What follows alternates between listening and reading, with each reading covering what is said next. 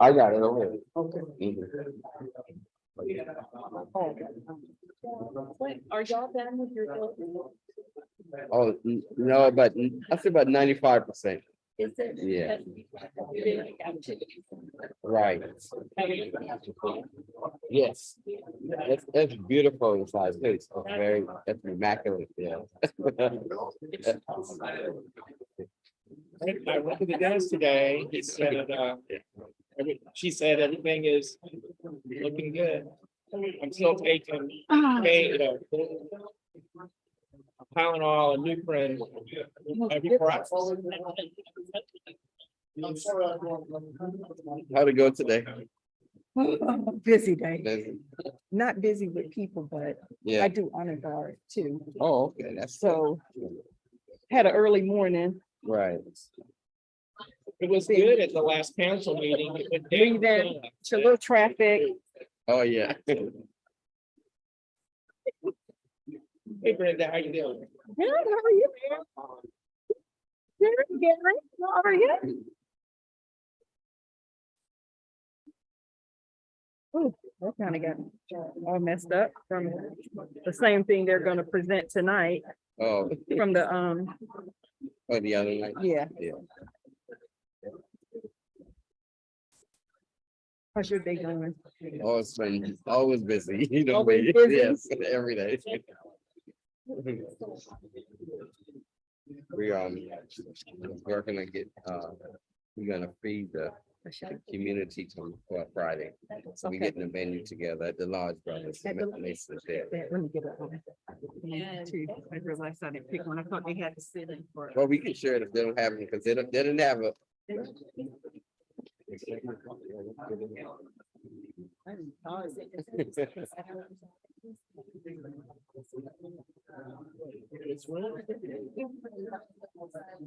Oh. Yes.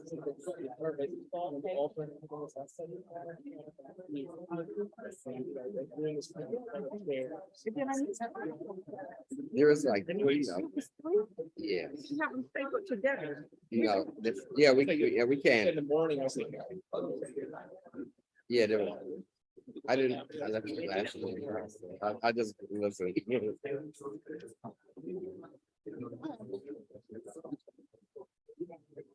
Yeah, well, yeah.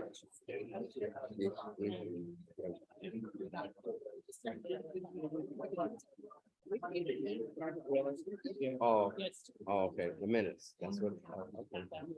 Okay. You give me a one other one ready. Run, okay.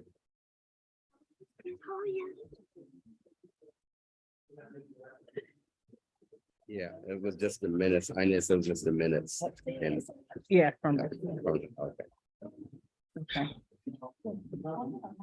So who Darwin going for the Super Bowl? Who do you think's gonna win? No, Let me charge I'm them. Cowboys totally, Yeah. and then he was fighting the big right? But he's all for the 49ers. Yeah. I can do Thinking it. about the, Oh, I'm the which is plan. all this, you know, I think you I'm covered like, I don't yourself. care, I've been since Tony Dorsett. Back in the day. You're true. That's I've been. So you know, as an Anglican, I have. I can't. So I know We don't- we Jerry, don't she do it. texted me, she couldn't make it something. I had texted Jackie and Jerry about the meeting. Oh, that Reminder. that was good. Yeah, 'cause, yeah, that would have been very informative for them. Yeah, she Well, said, actually, she I- did. So I said, hopefully something good comes out of it. If so, But I think that really what we need to I'll let do him is have know. to register. That's good. I I'm think gonna you should do try, that. because I looked at the agenda, I don't see any, let's see. Three, and if not, I'll make sure it's on the agenda for next time, Okay. so we can talk about it. Right. Did they have anything, was it focusing on anything in Well, particular? before they were talking about getting rid of Ms. Chavis and having the sidewalk. That community on down to. We're gonna get started. If everyone's ready? Yeah. Thank you, everyone. Thank you for attending the James Island Intergovernmental Council meeting. I'd like to call this meeting to order. Mayor Woolsey, will you? So Begin with the those on the prayer. council who would like to join, and also those who are attending, please bow your head. Almighty God, our Heavenly Father, send down upon us the spirit of wisdom, charity, and justice, that with steadfast purpose we may faithfully serve in our offices to promote the well-being of all people. We ask this in your name. Amen. Amen. Thank you. We'll do a pledge of allegiance. I pledge allegiance to the United States of America, and to the republic which stands one nation under God, indivisible. Thank you. Thank you. Thank you. And we'll go back to the Mr. Mayor. Could you maybe provide some introductions for? Well, what I would like to do is just go around the table and have everyone introduce themselves. And so I'm Bill Woolsey. I'm mayor of the town of James Island. I am Brenda Grant. I'm a commissioner, also vice chair of the James Island Public Service District. Ronald Ladson, Commissioner. I'm also serving as the Secretary of James Island Public District. Ines Brown, Crouch, Commissioner, James Island. Susan Milliken, Commissioner, James Island Public Service District.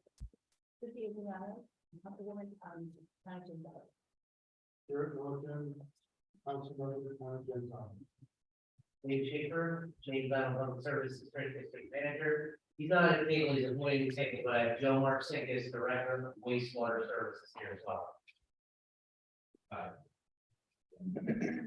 Full control. And Woolsey, Commissioner, James Island Public District and Chair. I'm Jim Morgan, Charleston County Council, District 8. And Jenny Honeycutt, Charleston County Council, District 9. And I am Caroline Parker, City of Charleston Councilwoman, District 12, here on James Island. So thank you, everyone, for those introductions, and thank you all for joining us this evening. First, we do need to approve both the April 27th, 2022 and the September 28th, 2022 minutes. Do I have a motion? So moved. Second? Perfect. All in favor? Aye. Aye. Thank you. And public comment, I apologize, Nikki, did anyone sign up for public comment? Do you all sign up or do you just come one by one? We usually sign up. You sign up, okay. I thought that was a sign. Oh, that's. We're really happy with this. Well, you can still speak if you'd like. Okay. All right, so is this John Martin? Would you like to make some comments? Okay. I know, maybe some thought it was, you don't have to, no problem. No. Okay. I apologize, this is public comment. Public comment period. Glenda Brown. I recommend comment at this. Okay. Thank you. Okay, everyone, any other public comments? All right. Moving on, no old business to discuss, so new business. We'll kick it off. We'll put the spotlight on Charleston Water System. Thank you for being here. That way, if you guys have anywhere else you need to be, we really appreciate you being here tonight. We have, yeah, Michael, I'm gonna mess it up. Michael. Mike Saya, Jonathan Walker, and we have our very own Mark Klein here. Thank you for joining us. Yeah.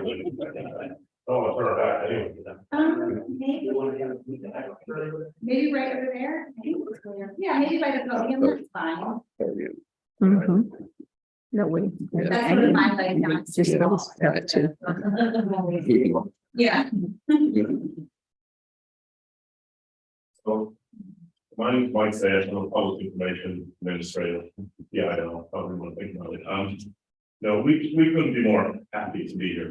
We play a big part in things, having our Plum Island wastewater treatment plant here is of critical importance to our utility operations. We're very, very proud of everything that we do at Plum Island. We do a great job protecting the environment. I'm going to talk a little bit about that. We're also super proud of our wastewater collection system, our sewer system.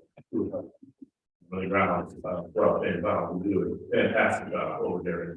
Wastewater collection and treatment really is one of the greatest shining stars what Carlson water system brings to the community. So we welcome any chance, any opportunity to come out. If anyone here wants to have us come to your group, leaders of a number of different groups in this room would be out, and I would be glad to come and chat with anyone. But today we've been invited to speak about 4 different topics. And the first one is Palm Island odor causes and abatement efforts. The second one is Palm Island phase 4 construction, bringing a lot of construction this way in the next 3 or 4 years, and we talk about that. For us to speak about environmental concerns, that's really the sewer overflows and the condition of our wastewater system here. And then also, we're bringing sewer to the artillery point neighborhood. We're going to touch on those 4 topics. But we're going to start off with Jonathan Walker talking about Palm Island odor causes and abatement. And you can like your 20 answer. So, odor is more nuisance type thing, but we are required by more of an odor abatement plan. So, we keep an odor abatement plan by on site. It's required by our permits.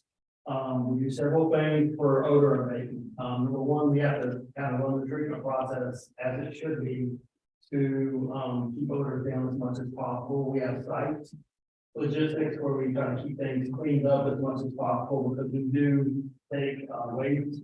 Just because you have a septic tank doesn't mean that you don't need a treatment plant to help out every now and then. And so we take a lot of that waste back in here when that comes out your septic tanks and stuff like that. So part of it is site mitigation. Part of it is keeping up with the treatment process and solids. Part of it is adding equipment. And the biggest thing we do is we add odor scrubbers to systems that tend to produce a lot of odors. A lot of this is new infrastructure. Most of the stuff with the green buildings is new, probably in the last 10 years. Everything over here on this side is new in probably the last three to 4 years. When we build a system, part of the master planning process is going through and looking at the new processes we're looking at. Are they, do they have potential to create an odor? If they do, how are we going to manage it? Can we afford to manage it? And so we evaluate all that while we do it. And so just to kind of demonstrate some things here. So all this right here, they'll get to that in a little bit, it's out of service. But one of the biggest odor causes in the treatment plant is your influent preliminary treatment. That's where all the pumps send the water right when it comes out of the sewer system. So at that point, there's a lot of gases in the sewer system, a lot of gases stirred up. A point to here, see how small that is? That was our old preliminary treatment facility. This is our new preliminary treatment facility. It can handle a lot more flow. It can handle a lot more of what the public is sending to it that they shouldn't be sending to it. And also it gives us an ability to trap the gases within here. You see this supposed to be this little tank right here. That's our odor scrubber. What we do with this is we take and pull a negative vacuum on this whole system and send it through a biological scrubber, similar to how we treat the wastewater, and it eats up those odors as they go through that scrubber. We didn't have any scrubber on this system, so this was something put in part of phase 3, and we also have a similar system down here that takes care of odors coming out of this pump station. So, like I said, we work through processes, we add new systems, we are always evaluating it for odors. We'll get into it a little more. One of our sources of odors right now, you see all the trailers right here. Well, that's where all the solids get into those trailers. We don't have any place to store it. When we dewater it, it has to get stored in the trailers before we can get it off site. So once we talk about phase 12, we go into some of that. It's going to help us. We have 10 trailers. There can be up to 10 trailers full of solids sitting on our site at any one time, and it has to be in the trailers. We can only haul during the week. So what we do is we load all week, we move the trailers in lockstep order when we load this, so we're not sitting around and producing more odors because we've been out there for a while. Before the weekend, we have to do it again. So if you fill all those trailers up on the weekend, they just sit there on Monday and we can hit the road and go on the road. So some improvements will be coming there to help us with some of that in the future, so phase 4. But from an odor standpoint, that's really what we do to mitigate odor. Once you get past the front half of the plant and you're like, oh, the back part of the solids part, everything else has a faint kind of earthy, musty, composty odor. It's not as potent as what you might get on the front side here. So we try to take care of it before the managed process. that way, making sure we're moving solid out of these things back, and getting them in the trailer and getting them.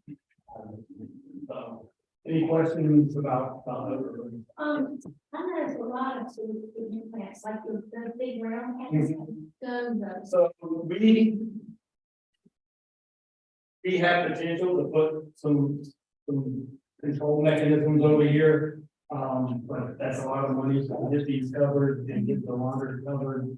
So that's being evaluated in phase 4, or second half of phase 4. Both of our orders right now, when we start getting orders out of this, we step up the process. We have to move that stuff out of there a little quicker. You see back here on our smaller systems, we got zones over that, and there's a spoiler attached to that, and we are pulling it back. These things are much bigger than that. These square tanks over here, out of service, they used to be these. We never had any other control on them. So this tank basically is what I think that tank. So they do, this stuff kind of settles out all the stuff that comes in, it's not dissolved. Basically, anything we call total suspended solids, it's suspended, it gets to a lot enough time where it can settle out and we can remove that off the bottom and keep it going. Once it comes past here, both everything dissolved. It's not, I mean, it's still dark, but it's not anything that's going to fall out. And it gets put over in our biological side with all the stuff chewing up. May I ask about your process to transport the solids? Yeah. Because recently I was on the connector behind a truck with solids and was being sprayed with the stuff they were falling out of the truck. Sometimes we inspect them, sometimes we get seal leaks or something, and we kind of address it as soon as we can. Are these trucks tarped or? They are sealed, and they have seals all the way around the back. Yeah, sometimes they get damaged, if we get a call or they notice it, then we'll take it out of service and get our vehicle shop, come out, and try to address it. These things are tarps, you can't put liners in them, unfortunately, if I put liners in them, I have to take off the tarp off. So it's kind of a trade-off, we have to look and see what's going on, but, yeah, if you ever see that or whatever, you feel free to call us. Well, I didn't realize until later that it was actually what it was. And typically the stuff dry enough, but sometimes it's a little wetter than it should be for dewatering, so we run into it. And also with trucks outside in the rain. Yeah, unfortunately, yeah. We don't, we get, someone gets a little extra water and you get we have the ability to dump, pick it back up, clean it up, put some shit and stuff and try to dry it a little bit, get it properly, so. The fascinating part about this plant is it's 24/7, 365. This crew is out there all the time, walking the plant periodically on an hourly basis. They can checking for odors, checking for anything that needs to be maintained or improved to return it to normal operation. So it's a working plant. It doesn't work perfectly, since 1971, it hasn't been flawless. There's challenges. Wastewater is one of the most corrosive substances, both liquid and the gas, and it's a real challenge. And so the next part of our talk here is really to talk about it's mentioned phase 4 a few times. We have a master plan. It's designed eventually, the plant currently is rated to 36 million gallons a day. Eventually it'll be increased to 54 in a great number of years. So we've broken up that capital plan into phases. Phase 4 has just kicked off in December, and that's a $91 million upgrade to the plant. It's actually the largest financial commitment we've made to Plum Island to date. And it is not designed to increase capacity. It does not push us towards 54 MPD. That pushes us towards optimized operation and improved operation from a maintenance standpoint. And it takes that much money just to get us where we already are now, just on an improved basis. And we're going to talk about that a little bit. Phase 4, constantly talks about the plant. And guess what? Your wastewater, you're going to flush your toilet, it's going to go away, it's going to travel through your fence, and it's going to be just fine. You're not going to notice anything. But people who live around the plant, you're going to notice a lot of things. Between now and 2026, you're going to notice increased truck traffic. You're going to have construction noise and vehicles coming and going from the plant. We're going to drive piles from, in fact, my notes. We're going to start driving piles in June of 2023 to August, this year, June and August, and then again from March to April in 26. So June, July, and August, 3 months of driving cars. Might not be around the clock, it would be throughout the day.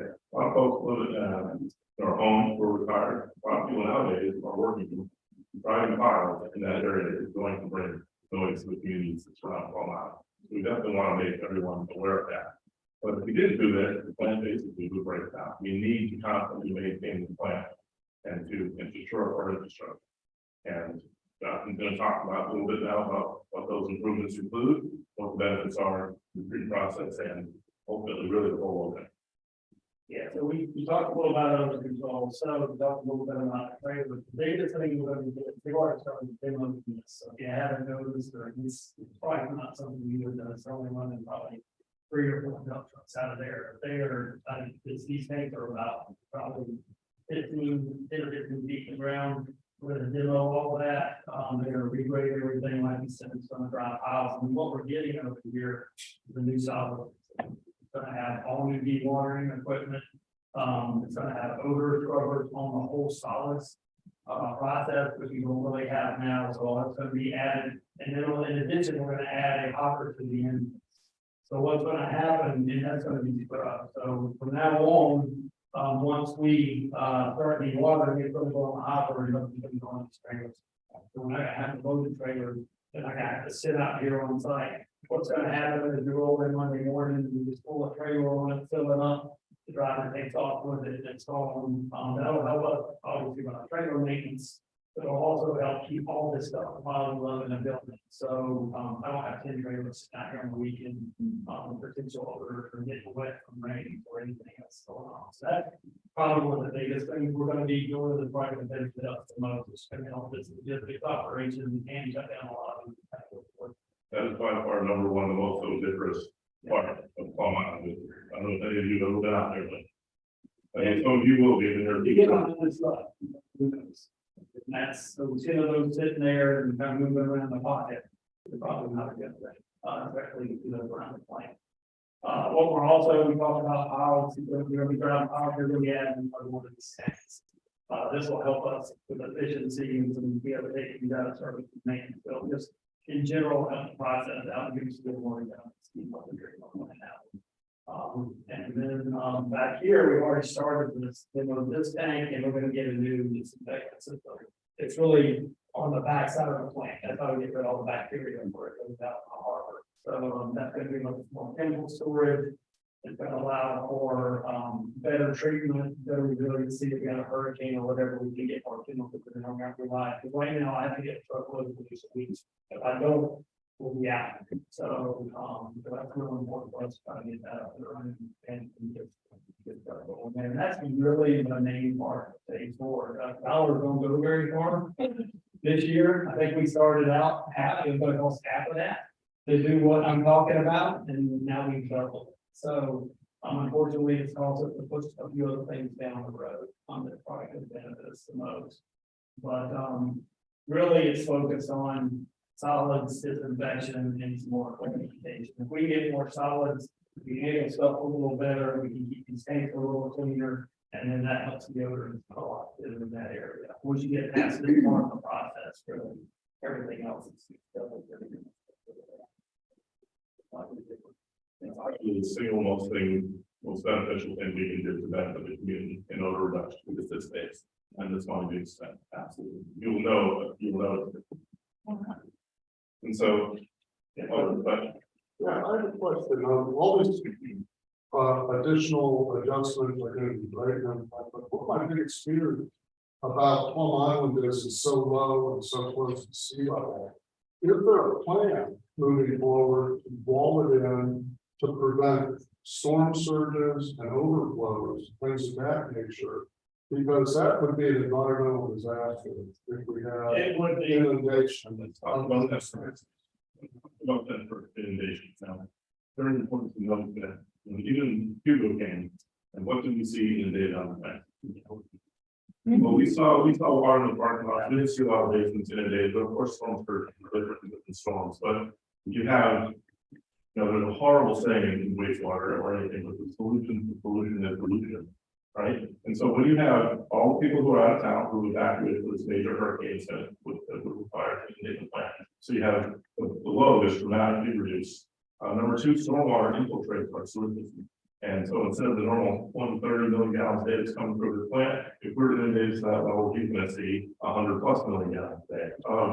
Primarily stormwater that flows through. So if we were to get inundated, yes, with some be released, but you have such an incredible volume of ocean water that the real impacts of the community from overflowing, from burying this plant under wouldn't be as great as it might seem on the surface. Yeah, and to add to his point, the reason the buildings look a lot bigger is because we're going up.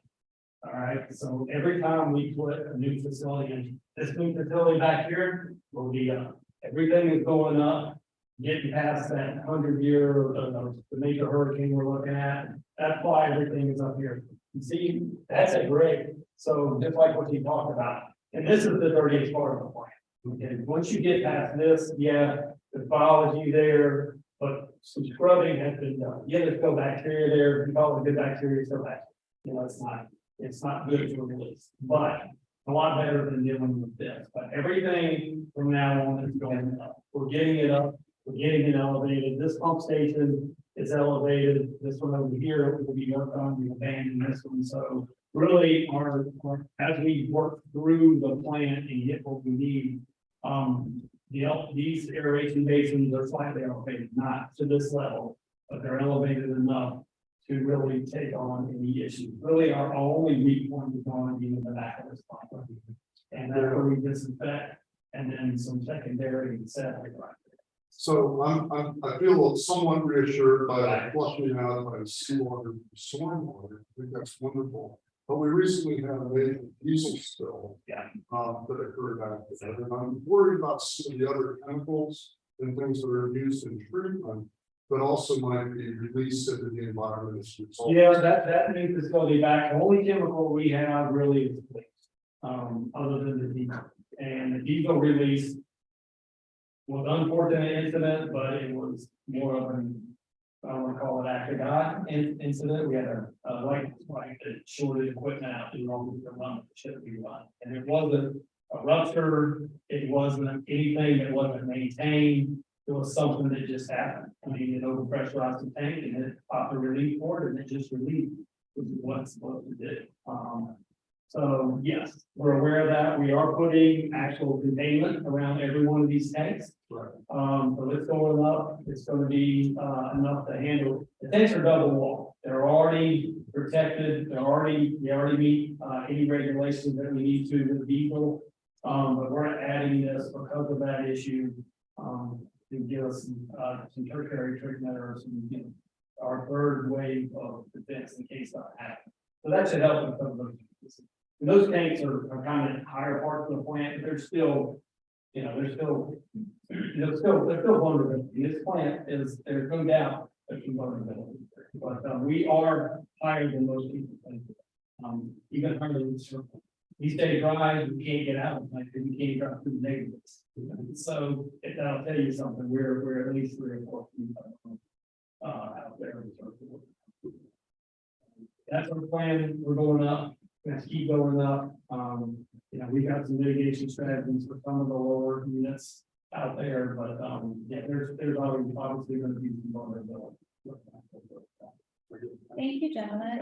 I mean, thank you. I just want to say thank you, to all of you that work out there in waste management, wastewater management.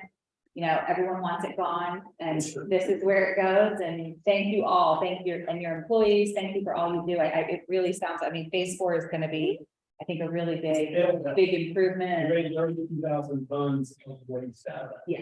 So that's a lot of stuff. 1,600 truckloads. Yeah. So if all I have people call me every day that I have a leak, I mean, 1 leak here and there, that's 1,600 trucks. That's a lot of it. Yeah.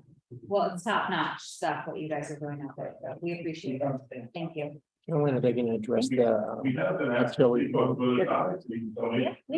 Oh, absolutely. One was environmental concerns, which basically speaks to our sewer system and sewer overflow. We have had one very high profile wastewater system leak on Harvard. Everybody saw it, all the news. Out in James Island, the very first one that even put the word out that it was happening. But that was an unfortunate incident. That was our only sewer overflow in James Island in 14 years. And after, figuring out what actually happened there was a third party, another entity who damaged that line at one point and did a very improper repair. Do it and then buried it under and hit it. And then when circumstances were right, the line became pressurized in a certain way that didn't allow it to drain, and it blew out at the weakest point. That was the improper repair of the line. An entity not to be named. But that was our only time. And we've got, we've dye tested all of our, recently last year and a half, we dye tested all of our water crossings. We know we're not leaking anywhere out of our system really in James Island. And we also know that the Mile wastewater treatment plant is doing a great job to protect the harbor, which is at the mouth of the James Island Creek. And so we're highly engaged in James Island Creek task force. One of the things about our story point is sort of related to the septic and not directly James Island Creek, but it's the same initiative and also help eliminate septic tanks. So that's really my summary about the story. We have no pumping issues. We don't have any capacity issues. We have no problem getting the wastewater to Palm Island. And we're actually working partner with the James Island PSP to help infrastructure to take it from underneath the market over to Palm Island to eliminate that main that actually broke 2 years ago on Harbor. So that's an old main, and we've seen issues with it there, and so we're going to eliminate it in the next few years. Quick question. I can't remember the name of the city development that's going in off Clements Ferry Road, the huge development, all the houses, but will all of that sewage come over here? Yes, we will have all the sewage from the city of Charlotte. We have a statutory mandate to, if they build a community and petition us for service, pay the fee, and you have to pay it. Do y'all process Sullivan's Island and IOP too? Oh, okay. We're, James Island makes up about 10% of our flow, which I don't know if that's a lot or not, that's what they make up. We don't meter James Island in that area, but some of our Canoy, I think. Is it Canoy? Yeah. Yeah. That's city costs. So all that will come City here. costs. And we have 4 wholesale customers, PSC, and James Island, and Hollywood, and Megan. And if you actually step back, there's a very small amount of wastewater that comes from Bali. They're wholesale, that's one of the PSDs, so ultimately they're a very small amount of customers on the wastewater, and that ends up with Palm Island. And then we have. Wow. Okay. Thank you. Waste solids, people who pump out septic tanks.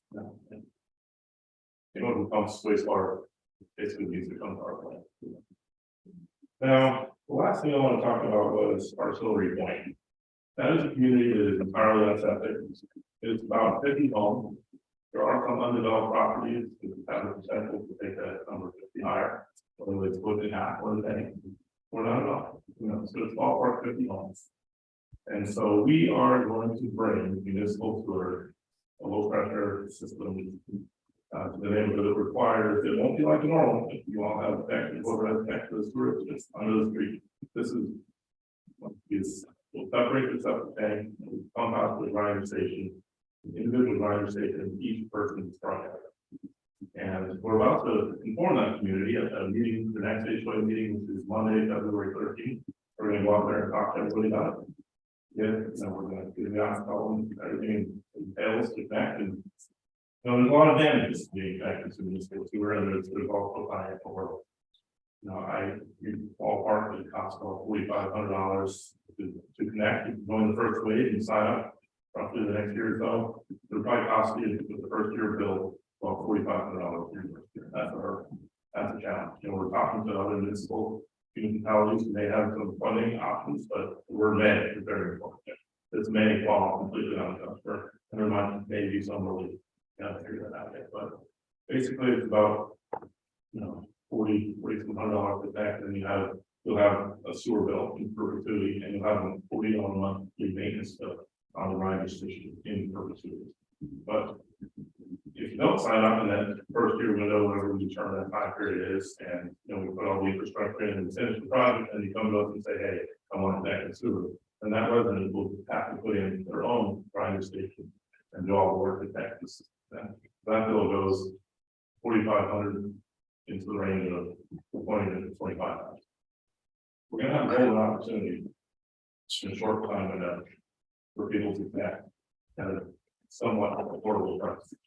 Hi, I'm Linda Brown, and I am a resident of our Lori Complaints. And we're excited about, working with the city on this. Can you talk to us about why our Lori Complaint has not had more investigation for a non-grinder option for our homeowners? Well, I could. I have to ask a few coworkers, Mark Klein, our CEO, is sitting here, and he's got a little bit more of a background as a professional engineer, and I'm a both person, and I could ask for a little bit of. Speaking to our group in a couple of weeks, and you know, the question needs to be deferred and stacked up, but that's a question that we would like. I'll stand over here one day. Okay, Mark. Look back to the question. There are probably a number of reasons why we wouldn't try to put in a gravity system, for that community. First and foremost is where we're gonna put that.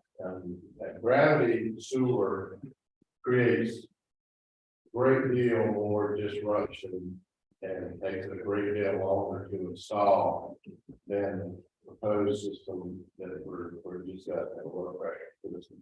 But if we're digging deeper trenches, we gotta find a location for a larger pump station to do it. That would have to go on somebody's property out there. Really, it's typically when that happens in a subdivision like Artillery. It's done in the beginning when there are no homeowners out there putting all the infrastructure in the ground on top for everything we put it down, going in and everything underground. Going out into the roadway out there, it's difficult, it's crowded. Those soils down there are wet.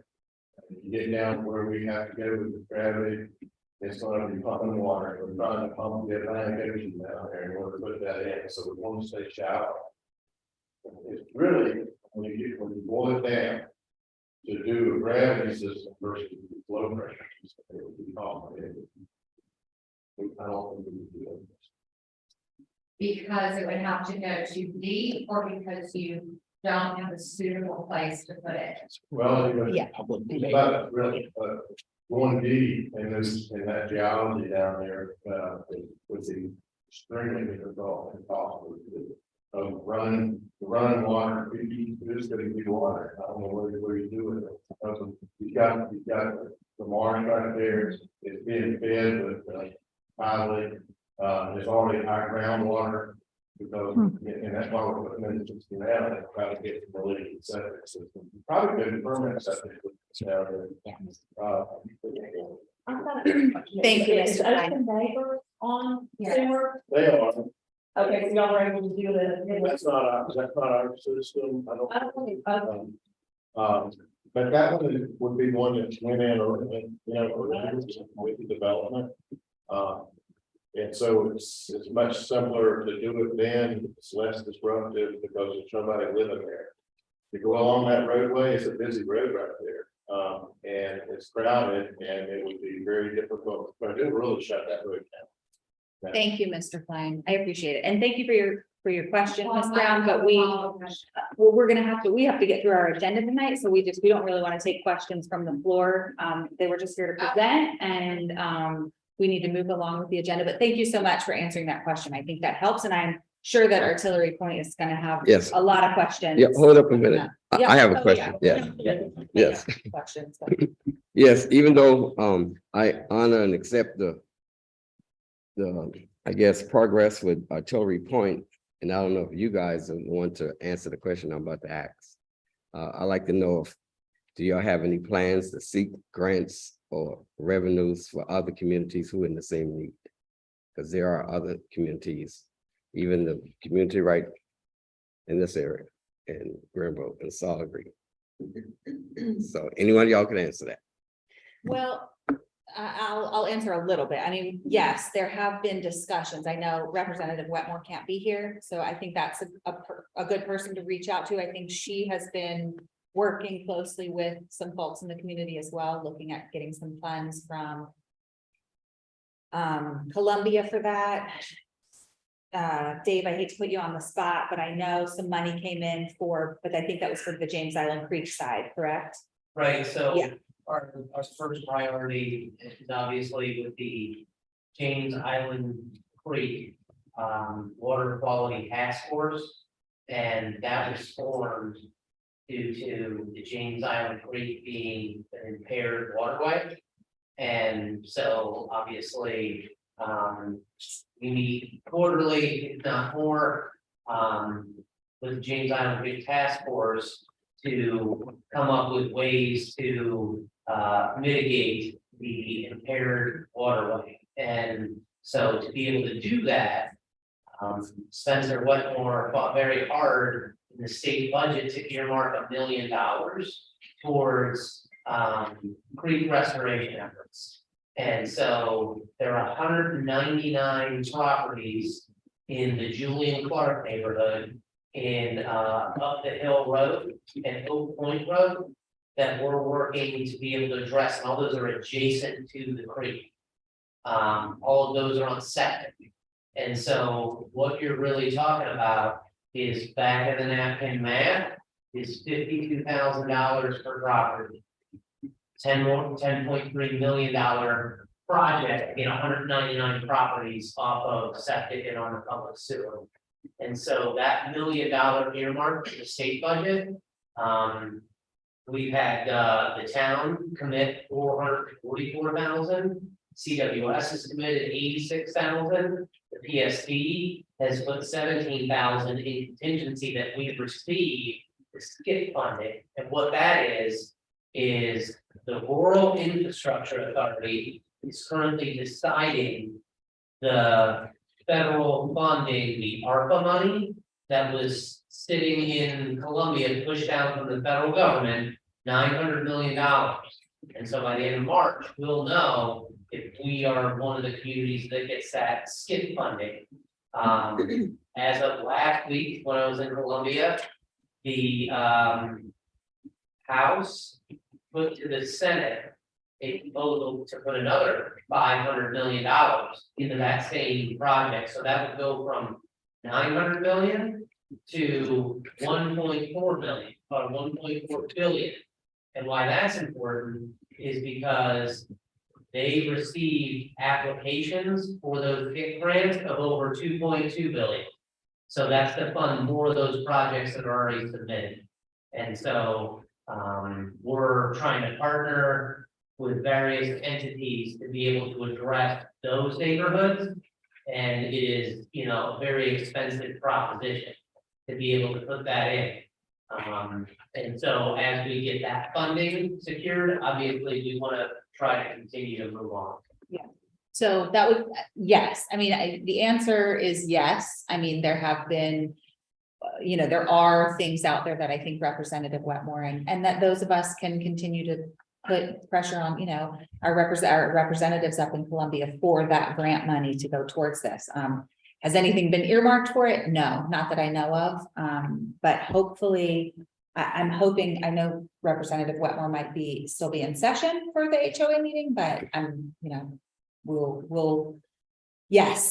want that, but we have to continue working on it, I think. And the city of Charleston knows, and they've been made aware. And at our meeting last night, we just talked about grants and lobbying and how important it is to make sure we're trying to go after these funds for the things that we need in the city of Charleston. But and so piggyback on that, Artillery Point is not a grant funded project, it's Charleston Water System capital improvement project. yes, Any of the possible funds may come from the city, may not. I just wanted to. yeah, thank you. Commissioner Latson, so I would say predominantly unincorporated areas, we're mixed everywhere, but predominantly unincorporated areas like Grimble Road community and Salvagree, the lead would be the PSD, which you're a commissioner on. For city neighborhoods, predominantly city neighborhoods, like I guess Artillery Point, then the lead is the Charleston Water System. And so that's Thank you. so What time is the meeting? Excuse me, what time is the meeting on the 13th? 6:30. 6:30 p.m. That's the same night. That's back to Patrick. It's the same night as our. Curious. So Joe will not be at the ways and means, he's gonna be at that. Okay. I forgot we have that. Well, thank you so much again. Thank you, gentlemen. Thank you. Thank you for coming out. We appreciate it. Thank you. All right. All right, moving on. We'll head to Dave Schaefer, James Island PSD strategic plan. All right, so it was in the packet, the strategic plan, and we started that process back in August of 2022. And it was presented and approved by resolution, by the commission the 12th of December 2022, so last month, it was approved, and so we did some community engagement for in-person meetings. We followed up with an online community survey, and basically the PSD commission will be presented with a proposed 2023 implementation plan. And as you can see on the cover, that is a plan from 2023 through 2027. So it really kind of boils down to 2 pages, and it was page 12 and 13 of the report. And in that PDF, it talks about our vision, mission, and core values.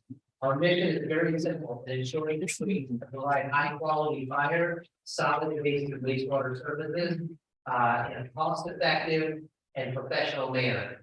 So it goes through vision, mission, core values. It gets to the back with 6 strategic goals. So those strategic goals are going to be driving the bus as far as the budget, capital investment. The first thing on there is improved communication.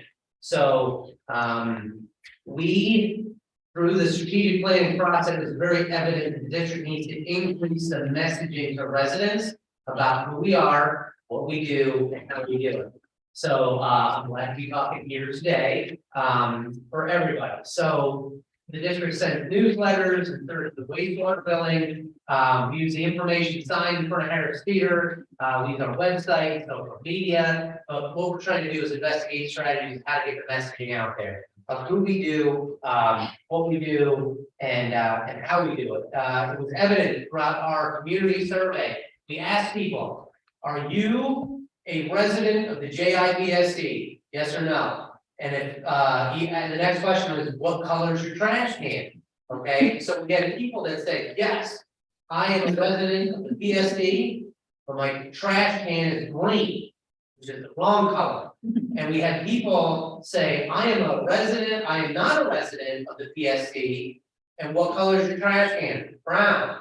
So people are just you know, we gotta get the word out of who we are. And if your trash can is brown, you are a resident of the PSD. We have in there, after improved communication is invest in machinery and equipment. And I'm gonna tell you, it is not hard to invest in machinery and equipment.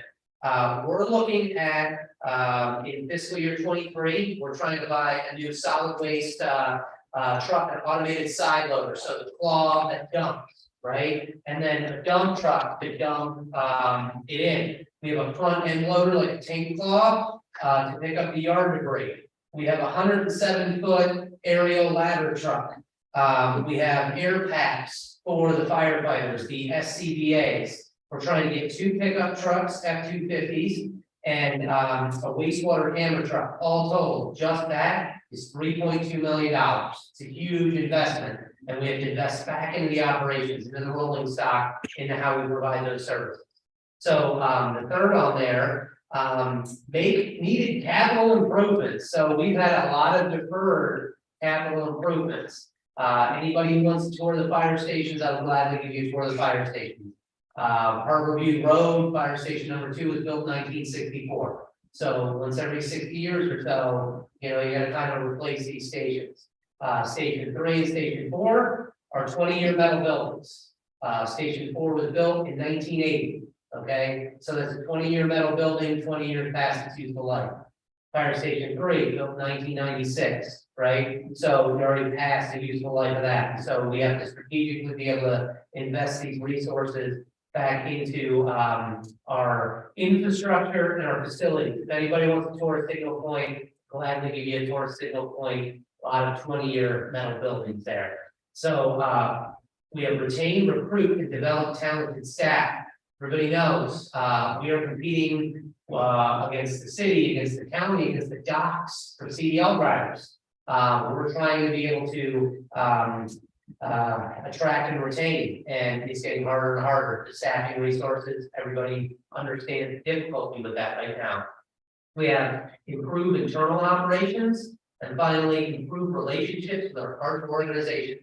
We're no longer trying to fight the Civil War of James Island, right? We are trying to work with CWS cooperatively, submit grants in conjunction with each other to build redundancy and resiliency. Put a third force main from James Island to Plum Island and have interconnectivity that if anything happens to any of those, we can divert the flow and work together. CWS talked about dye testing. That was in cooperation with the JIPSD to make sure before we talk about a force main that we don't have leaks underneath the harbor. So we're trying to be able to work with the partner agencies to be able to develop relationships and improve those relationships. And so in addition to the SKIP grant I mentioned with the sewer expansion that is the county backed and city backed and town backed and JIPSC backed, we're working with Charleston Water as well. And they're helping do some of the testing out there. In addition to that SKIP grant, we have the regional solutions and partnering with CWS for that redundant force main. And our engineer, who's been the engineer of record for decades, you know, brings a tear to the eye for him that we can actually get the same room with CWS and talk about servicing the residents of James Island. So we have work to do, but those are the 6 strategic goals. It really boils down to pages 12 and 13 there. And if you have any questions about the strategic plan, I'd love to tell you more about the process and what we went through. And the implementation plan is to come over the next couple of months with the budget. And then we'll have a look at, okay, after fiscal year 24, what do we do in 25, 26, 27, 28? So if you have any questions, please let me know. If you want to, chat afterwards, I'll stick around as well. Okay, thank you. Thank you, Dave. Just thank you for doing all that. And again, working together is key here on James Island. You'll have a multi-jurisdictional layer. So thank you. I appreciate that. And I know all of James Island does. Your constituents, my constituents probably all appreciate that. So, all right. There's no discussion. Let's move on to legislative updates. It is the state of the governor's going to give his address tonight. So I think a couple of, I think maybe Senator Sen and a couple others wanted to try to be online, but I don't think they are, right, Nikki? Yeah, they weren't going to be able to make it. So no legislative updates tonight, but we'll move on to county updates.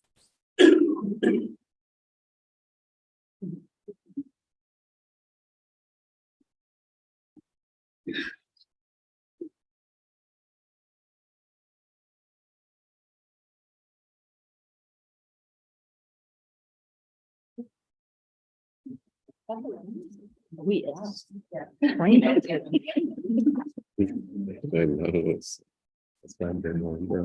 think it may be a small one in my bag. We're gonna get drenched. Okay, good evening, everyone. We're here to get our PSP update. We have a lot of documents, so I'll kind of go through it rather quickly. Rather than let me know. First, we'll go through our rural roads. These are the projects that are non-standard county roads. They're dirt roads. They're often the applications that we have to design and construct because they're typically dirt roads that are private property and not really right of way. So when we're moving right of way, oftentimes we can bring into wetland. So we have to go and purchase right away to get some kind of property owners to use that proper drainage without necessarily putting it in water. There might be something there that it's doing. So all of these projects are in right of way acquisition Except for the last one, we are, doing preliminary design from house and that.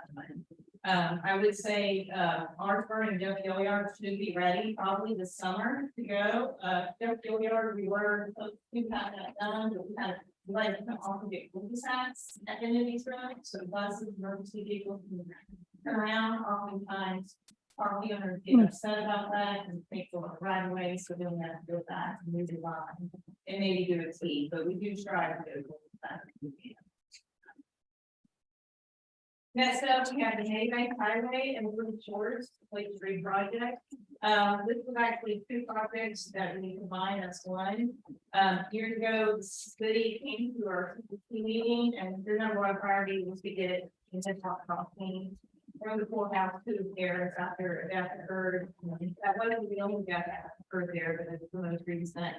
The CPC did fund that job, so we leveraged that money to also get money for Woodland Shores sidewalk. The maybe deadline was enough for 20%, which is what we have to have, so we were able to use that money and get sidewalks all the way to Woodland Shores to Berlin. We are moving forward with that project right now.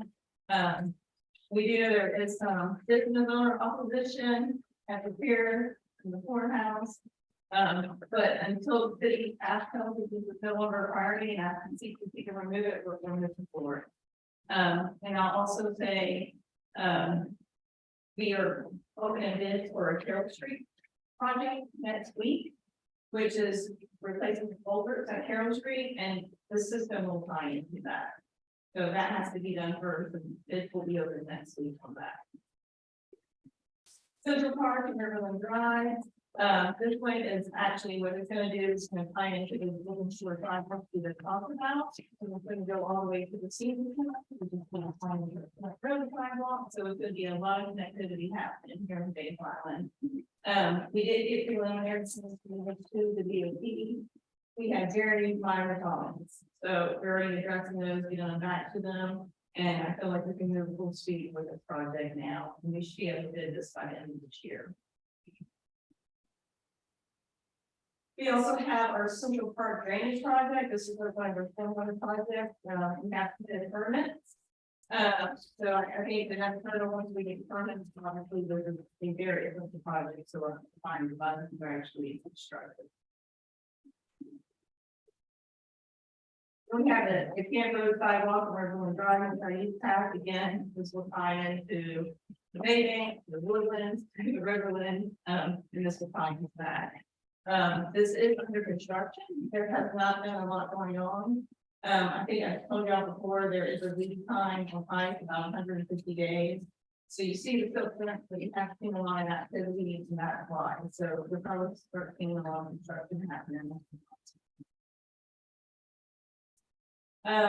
Then the park people came to us and they saw we were doing on the sidewalks and about 2 years ago they requested them playing back to the temporary roundabout to create hurdles. So this is another piece of that. It's taken some time to give the HOA to get them to commit to dedicate the right of way for a path. As most of y'all are aware of CPC funds, we cannot purchase right of way. So they all have to be by dedication or have to be within existing right of way. So the HOA finally did get back to us last year and they have to get us the right of way. And then so we have always like that. We start to go on fine. Right now, we got some all permits with the right of way acquisition. We're getting very close and we will be bidding with this out this summer.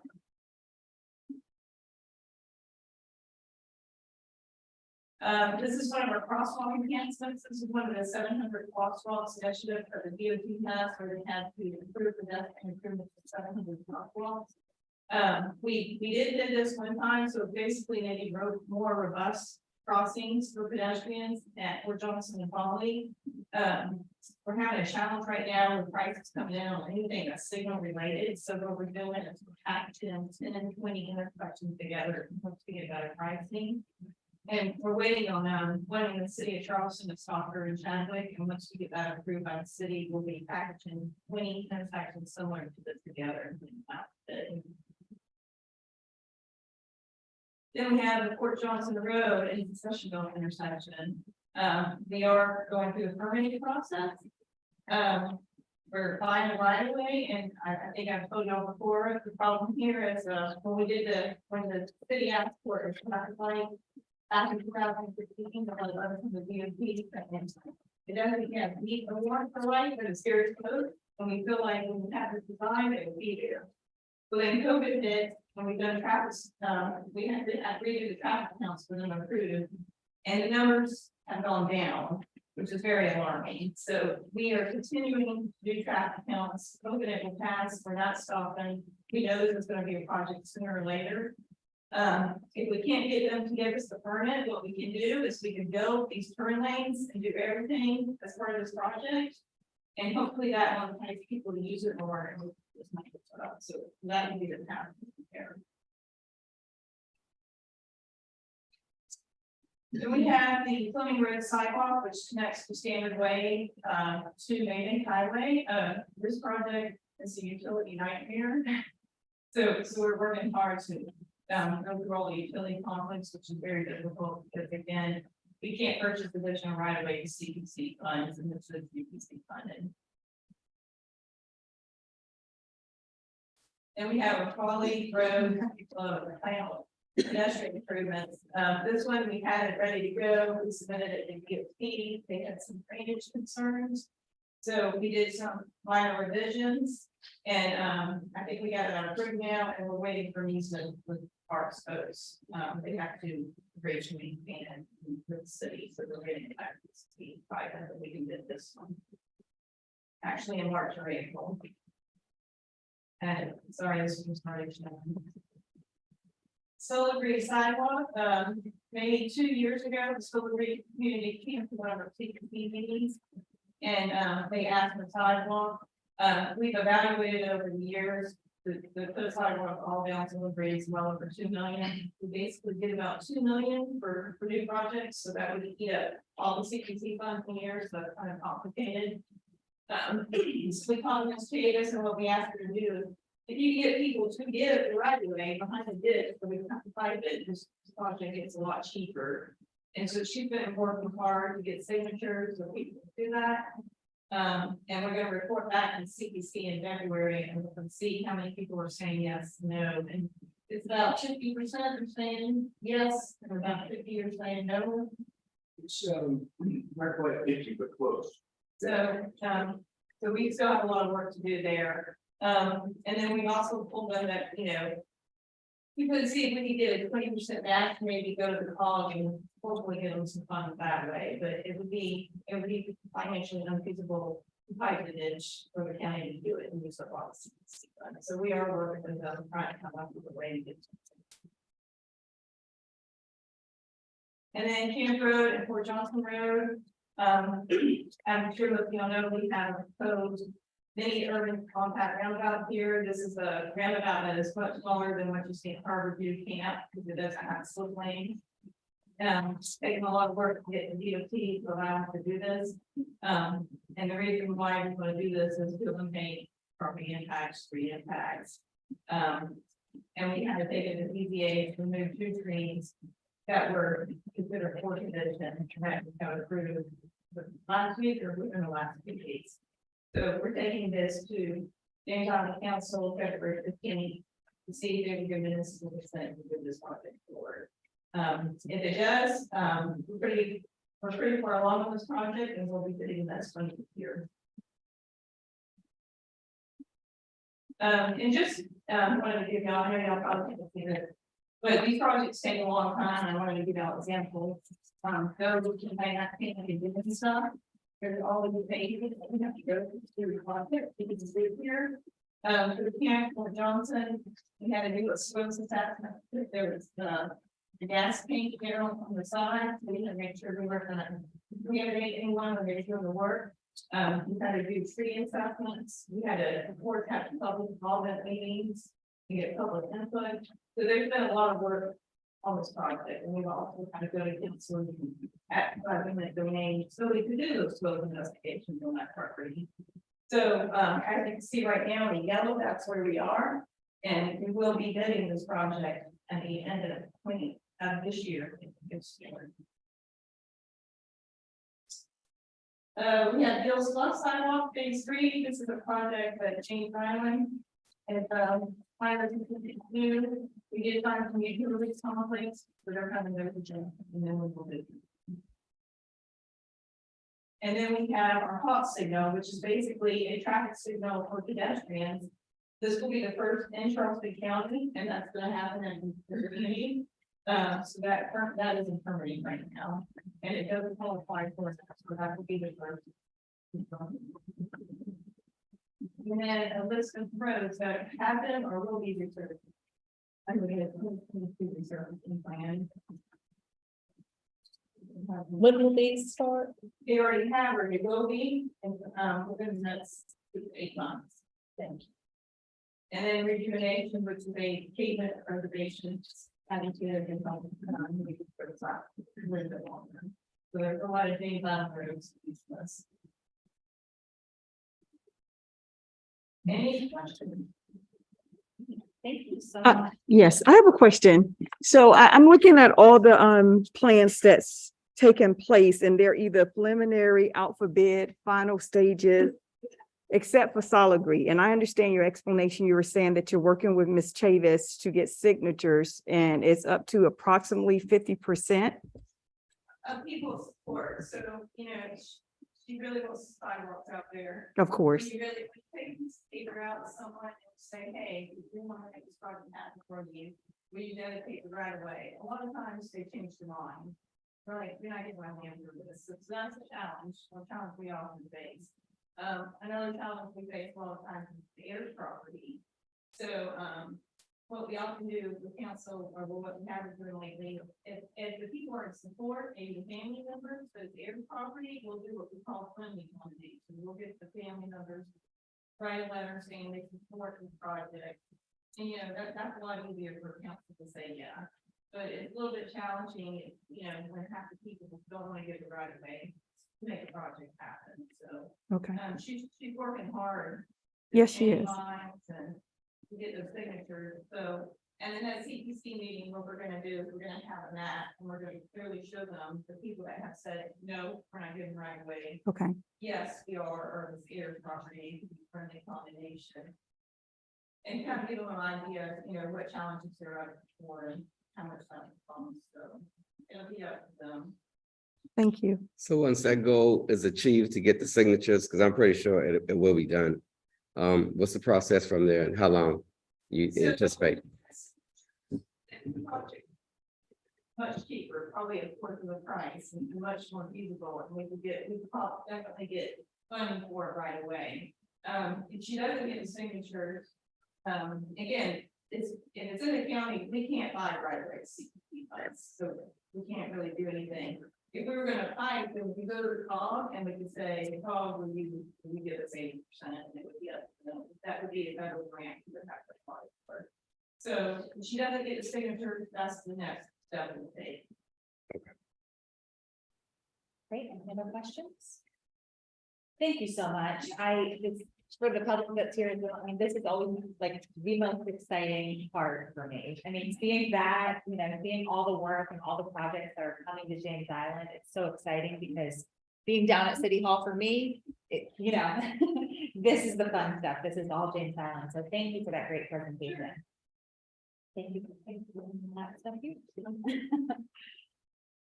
All right, moving on. I apologize, everyone. Next meeting, I'll have some memos drawn up for all of these updates. So you may hear me ramble a little bit. Please stop me, but I'll try to run through it pretty quickly, if that's okay. I just have city updates from each department. Parks, I'm not sure if I attached the sketch plan, but that's one of our big to-dos. We have some improvements coming to the James Island Rec Center. We're going to expand that deck space a bit, and adding 3 units of shade that all the swim parents and everyone they've been asking for a long time. So that should be, I think it's out for procurement now. So I'll keep everyone posted on when that's going to start, but that's happening. They're going to regrade the parking lot there. Maybank Tennis Center has new LED lighting, new light poles, play courts. Work should start next week. Courts 3 and 4 were resurfaced in 22. Fire Station 7 is the renovation is underway, and I just want to take a minute to thank the PSD for housing our, firemen and women, or our crew over there at PSD. Thank you for housing them during this construction. So, all right, Dimitri Park, regrading the parking lots, Plymouth Park, citizen initiated park renovation project with the Charleston Parks Conservancy. So this is a great, public-private partnership that's going on over there. Low Country Senior Center interior renovations have been complete. Fort Pemberton, the grant was awarded, and they're just working on with design staff and project management to coordinate with the neighborhood to develop phase 1 plan.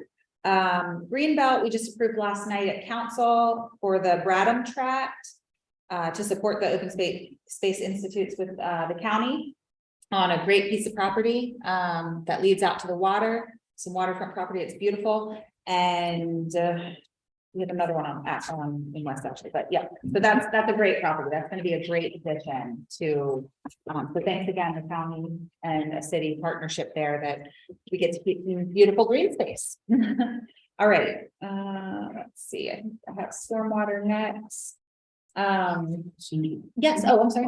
Yeah, I had a question about one of the parks. What's the name of the park there that's on Fort Johnson Road, kind of near Honey Hill? Washington, Stephen Washington Park. Right, we had asked before about the possibility of getting some Restrooms. there, because we just kind of need that. People are going in the woods, so it would probably be better if we could get some sort of a restroom. Yes. Is that on the radar of the city anywhere? It's on my radar.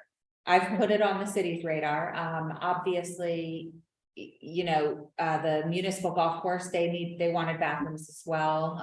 So there's always wants and needs at all these, but it's a big ask of mine. And yeah, Stephen Washington is definitely on my radar. It's in my district, and it definitely needs some love. And yes, I agree that we need facilities out there. And I'd also like to see just some better maintenance happening out there. So that is on my radar, and I'm working hard on it. Well, Yeah. All right, let's see. On the stormwater projects, the Willow Walk, Shoreham rear yard swale. I don't know, last when we had that big storm, they were pretty inundated with water, but the clearing has been completed and the city crews have begun swale excavation. They're beginning at the end of January. We have some properties in there that have been bought out, and the city is finalizing plans for the green infrastructure flood storage project on those lots. I have a meeting on Monday regarding those lots. It's sort of think of a big rain garden, something that'll just sort of help hold some of that stormwater if necessary, and just sort of beautify it for the community. Central Park due-out drainage improvement areas 1 and 2. City's consultant is currently performing design level survey for the project in the area. Once that survey is complete, we will start to put together design and permitting plans. Howell Ave Flood Storage Park. City has worked with Greenbelt to purchase the property at the end of Howell and are currently negotiating a design contract with a consultant with the county, also having agreed to help perform the rough grading for the site. We expect to have the design completed and permitted in 2023. Yorktown Drainage Evaluation, collaborative project between town, city, and county, being led by the town. The town has contracted with a consultant, with the city providing some funding and data and participating in the project. The town can give a more complete update, but the data collection portion is underway and the evaluation of potential improvements will be completed in 2023. So maybe we can look at putting that on the next agenda for maybe some updates. Okay. Great, thanks.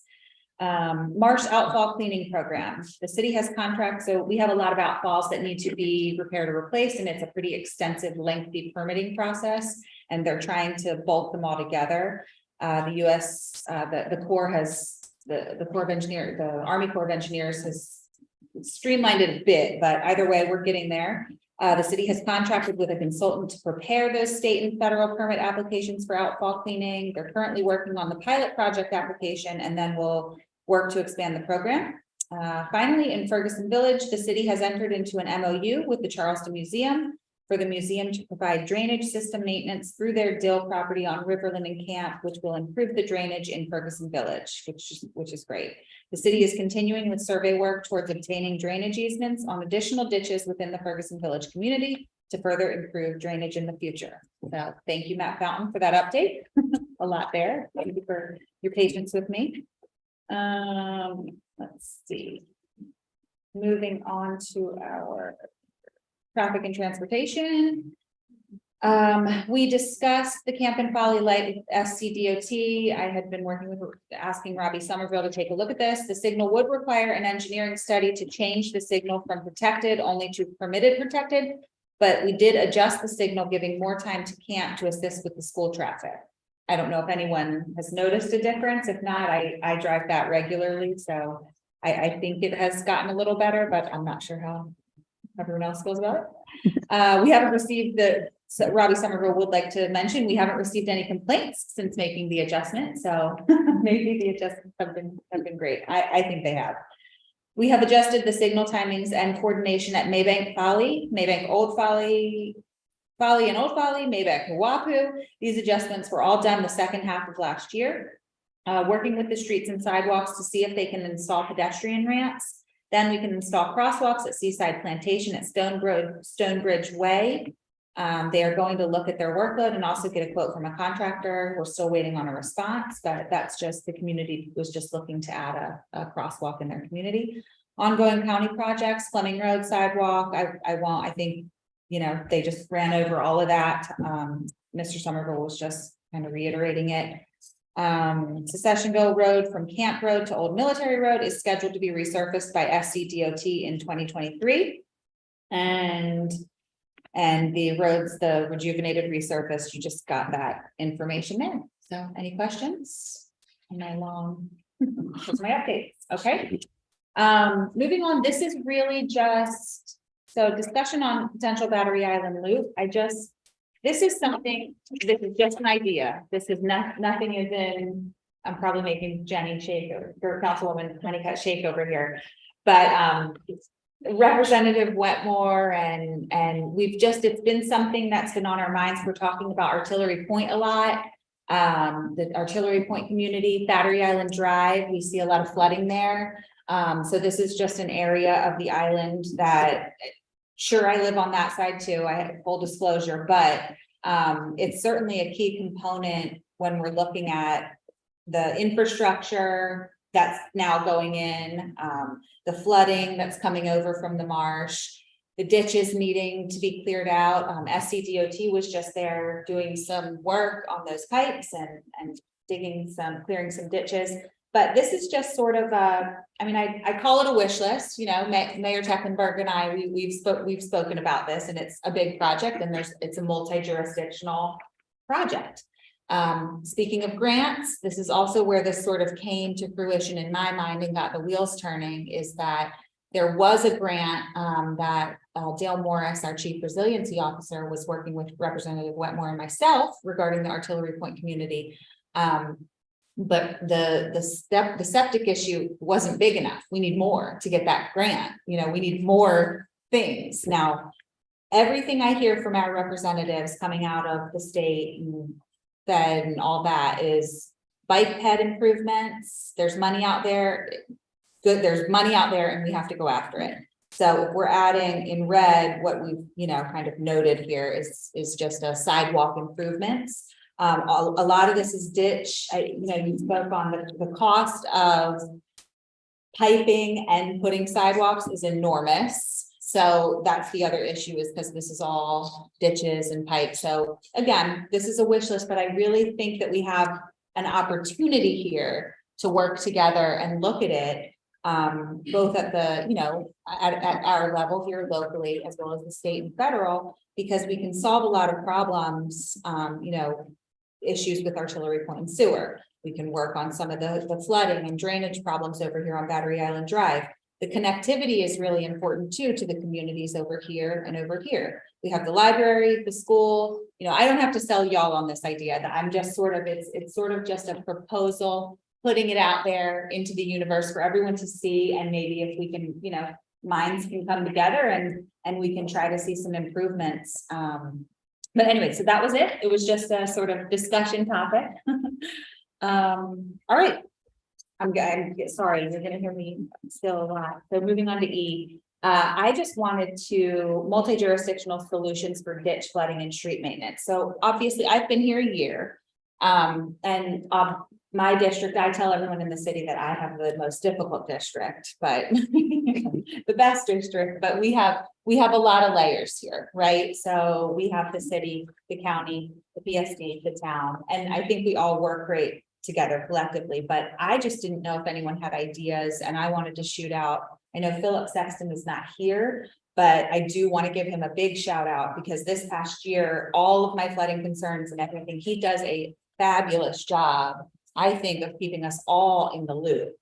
I don't know how you guys feel, but I mean, it's fantastic. So what I have been telling my constituents, it's really important that I ask constituents to put it on both of our task force, websites, submit it to the city and submit it to the county, because, I've been on the COG now for a year or two, and I hear from other jurisdictions, some jurisdictions, designate each municipality to one thing to help streamline some of those items.